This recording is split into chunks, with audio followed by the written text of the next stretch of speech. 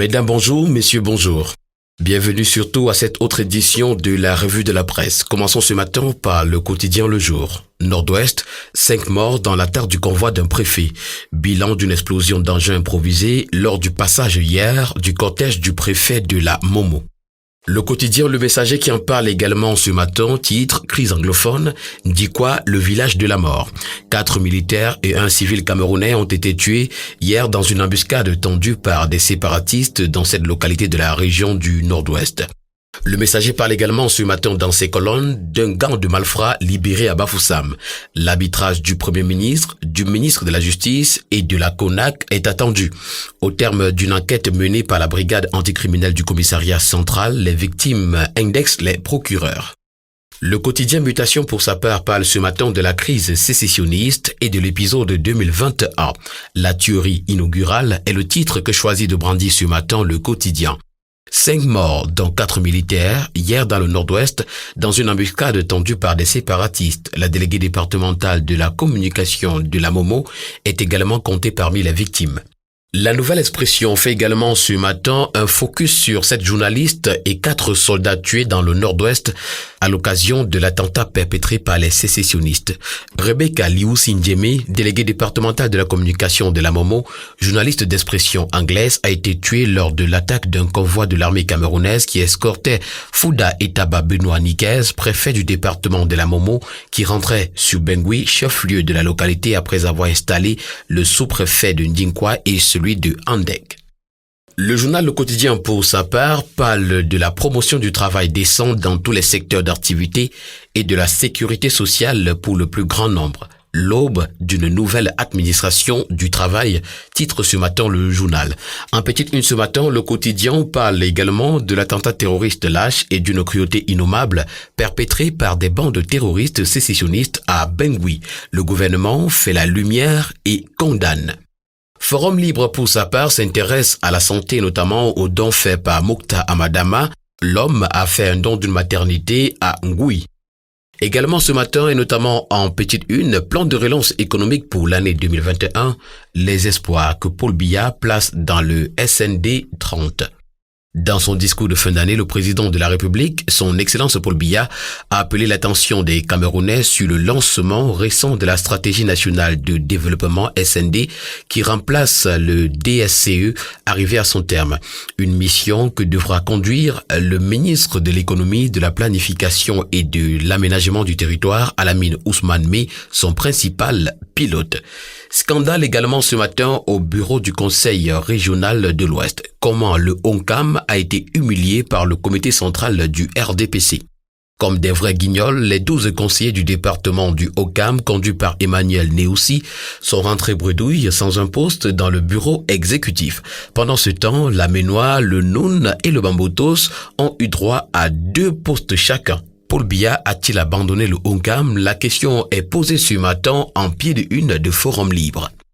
La Voix du Centre s'intéresse ce matin au PCRN, le parti de Cabra-Libi, et titre « La guerre des tranchées ».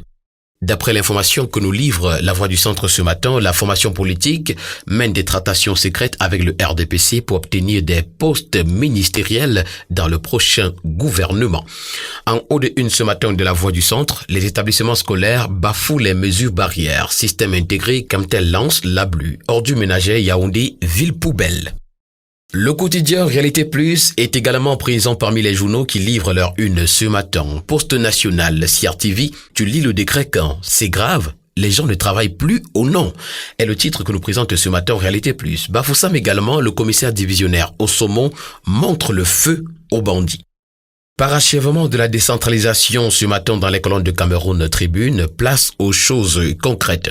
Avec un dispositif au complet et des hommes et femmes en place pour le faire fonctionner, les populations à travers les dirigeants attendent désormais la traduction dans les faits d'une nouvelle gouvernance plus proche de leurs aspirations et de leurs besoins.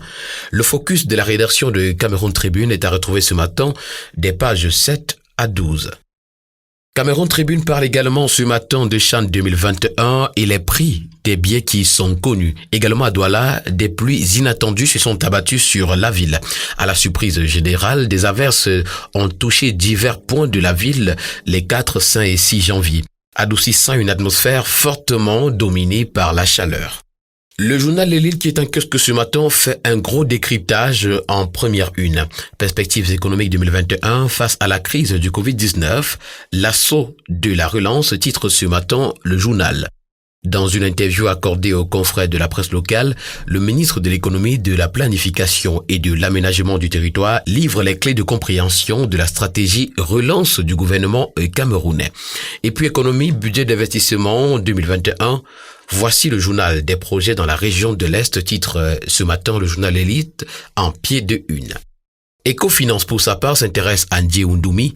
Le salon Dakar Petrogas Expo 2021 est une grosse opportunité pour l'Afrique. Le président fondateur du salon Dakar Petrogas Expo explique les contours d'un événement qui réunira de nombreux participants.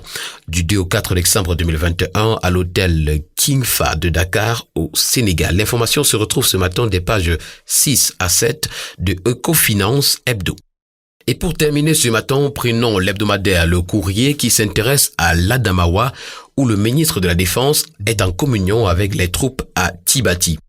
Joseph Betty-Assomo, ministre délégué à la présidence chargé de la Défense, y est allé célébrer le réveillon de la Saint-Sylvestre pour galvaniser le moral des éléments de nos forces de défense et de sécurité en poste dans l'un des ressorts de commandement de la région militaire interarmée numéro 3. L'information se retrouve ce matin en page 5. Et puis, procès État du Cameroun, commune de Belel, la préfecture de la Vina, condamnée par le tribunal administratif de l'Adamawa. Et enfin, Manaouda Malachi, le ministre de la Santé aurait-il déjà arrosé son maintien au sein du gouvernement? La question trouve ses réponses ce matin dans les colonnes de Le Courrier. Mesdames et messieurs, c'est avec cette information que nous mettons un terme à cette autre édition de la Revue de la Presse. Nous vous donnons rendez-vous demain pour une autre édition. D'ici là, portez-vous bien surtout. N'oublions pas de nous rendre dans les différents kiosques pour nous offrir, au prix de 400 francs seulement, notre journal pour ainsi participer significativement à la vie de la presse au Cameroun. Merci et agréable journée à tous.